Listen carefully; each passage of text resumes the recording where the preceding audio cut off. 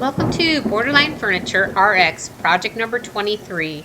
I'm Mara and this is the October 2023 Eco Challenge, where participants will be featuring environmentally friendly flipping and creating something spooky. By the way, Oakley photobombed me on the intro photo. Did you miss it? She really creeped out my photo. This entertainment center was purchased at Habitat for Humanity. Habitat for Humanity is an excellent way to keep furniture out of the landfill. This is my first eco-friendly process. Part of the eco-friendly challenge is to keep a running total of your eco-friendly processes, so you'll be seeing this throughout the video.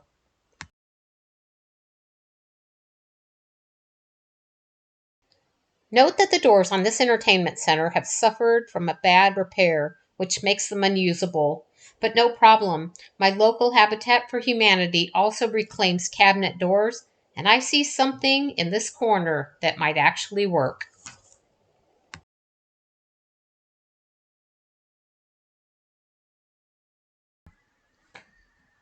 I purchased these doors for $4 and they are near perfect size. Purchasing doors from Habitat for Humanity is another eco-friendly process that I use to flip this entertainment center.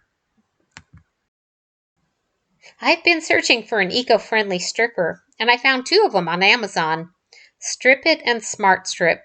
Both were just under $25, and here's a side-by-side comparison of each. First, the Strip It. I like the squeeze bottle design. The smell is good and it doesn't burn your nose like another stripper I've used recently.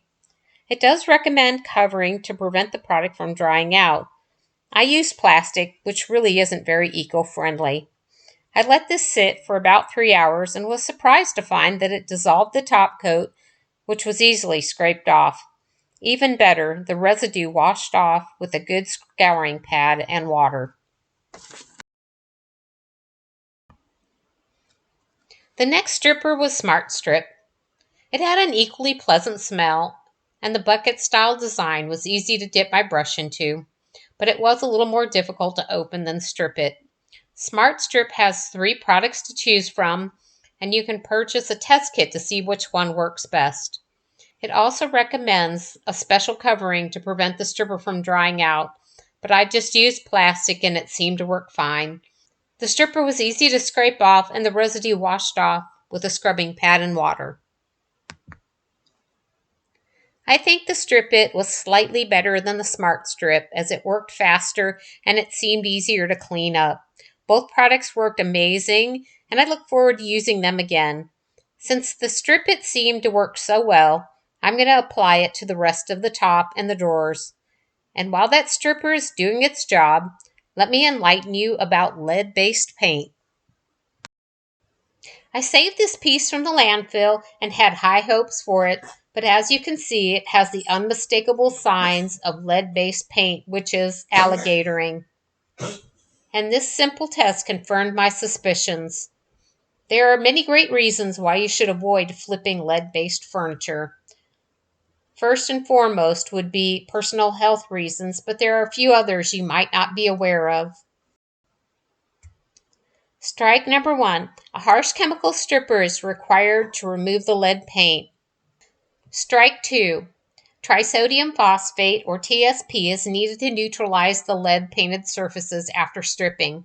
The lead leaches into the wood. TSP is harmful to aquatic life and you should avoid dumping it to prevent polluting the groundwater. By the way, TSP substitute will not work. Strike 3.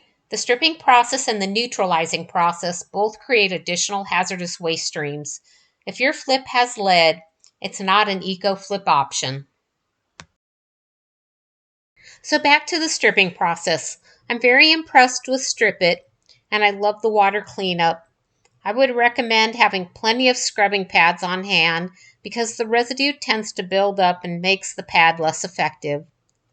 The top of this cabinet was stripped off easily, but you won't get to see it until morning. And here we are on the next day. Just some sanding to remove any of the leftover coating and smooth out the surface. A quick safety tip here. If you're removing glass, you better wear leather gloves. I'm ready for paint, so I'm going to scuff sand these doors and the cabinet.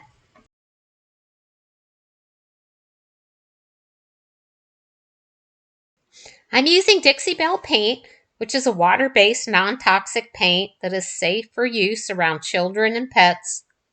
It's also eco-friendly and has low VOCs. This color is called Coffee Bean. Coffee Bean is just another shade of black, and since black is my favorite color, I'm loving this paint. I'm recycling the back of this cabinet. This piece was left over from Project 22, which had to be replaced because of the TV cutout. Oh no, I'm almost out of Odie's oil. Well, trust me when I say this, there's really plenty to finish the top and the 10 drawers.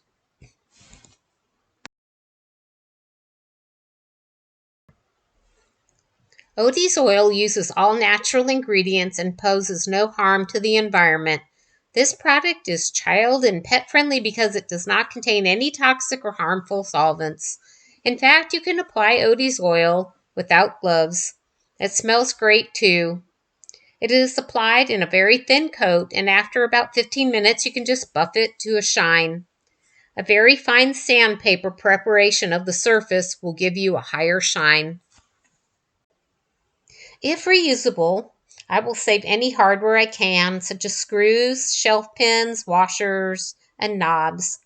I'm seeing 2 drawer pulls at the bottom of this canister that would be perfect. Yep, these are perfect. It's finally time to install the glass back on the doors. Did you know that vinegar and water can be used to clean glass? It works good, and your windows will smell like salad dressing. Or maybe that's not so good. These apothecary labels were cut using my silhouette cutter, and wow, this really does make the cabinet come together.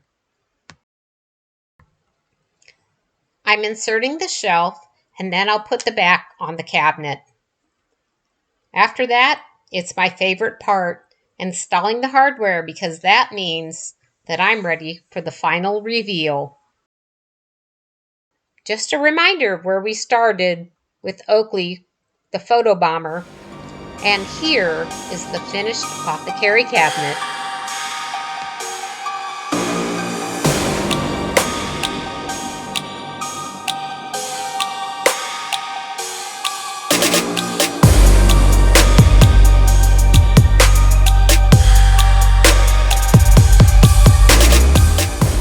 We are nearing the end of Project 23. I want to thank all the participants in this challenge. I hope we all learn a little bit more about eco-friendly flipping processes that are good for humans, dogs, cats, bunnies, and the planet. Please check out the playlist linked at the end of this video. And as always, thanks for watching.